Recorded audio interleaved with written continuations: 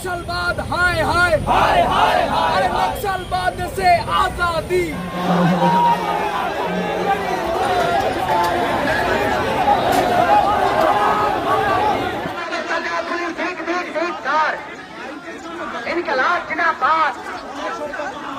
JNU और जादवपुर विश्वविद्यालय लंबे समय से वामपंथी छात्र राजनीति के मजबूत केंद्र रहे हैं। यहाँ की वैचारिक बहस और छात्र आंदोलनों का असर अक्सर कैंपस के बाहर राष्ट्रीय राजनीति तक दिखाई देता है।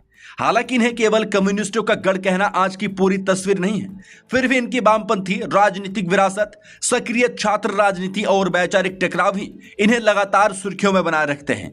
भारत में कुछ यूनिवर्सिटीज ऐसे हैं जिनकी पहचान केवल शिक्षा और शोध तक सीमित नहीं रही।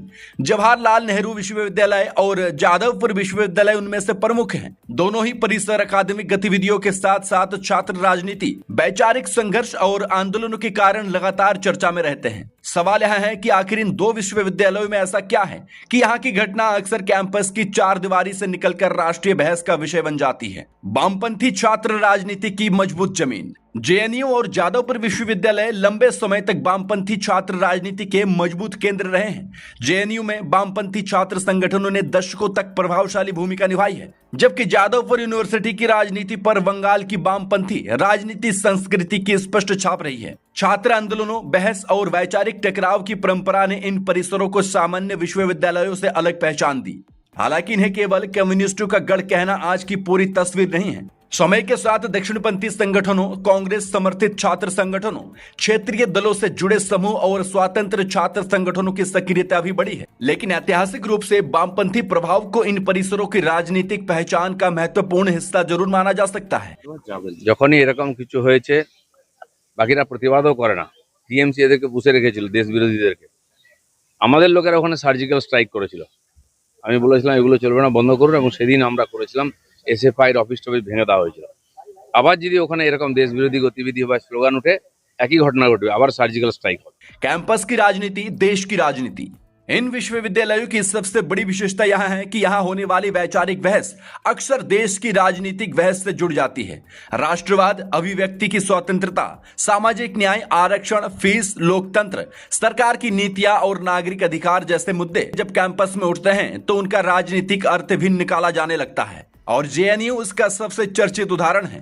पिछले एक दशक में वहां के छात्र आंदोलनों और विवादों ने संसद से लेकर टीवी स्टूडियो और सोशल मीडिया तक बहस को प्रभावित किया है। इसी तरह जादवपुर विश्वविद्यालय में छात्र आंदोलन बंगाल की राजनीति संस्कृति का हिस्सा रहे हैं। मीडिया की नजर क्यों रहती है? इन परिसरों की खबरों को मीडिया में अपेक्षाकृत अधिक जगह मिलने का एक कारण उनकी राजनीतिक और वैचारिक प्रतिष्ठा भी है।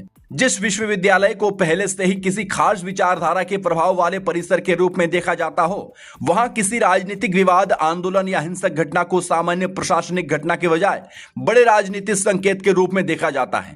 यही कारण है कि किसी छात्र संगठन के बीच टकराव, किसी कार्यक्रम का विरोध या किसी प्रशासनिक निर्णय पर आंदोलन देखते ही बहस विश्वविद्यालय की समस्या से आगे बढ़कर विचारधारा और राजनीति की बहस बन जाती है। क्या वामपंथ का प्रभाव अभी भी उतना ही है? यह सबसे महत्वपूर्ण सवाल है।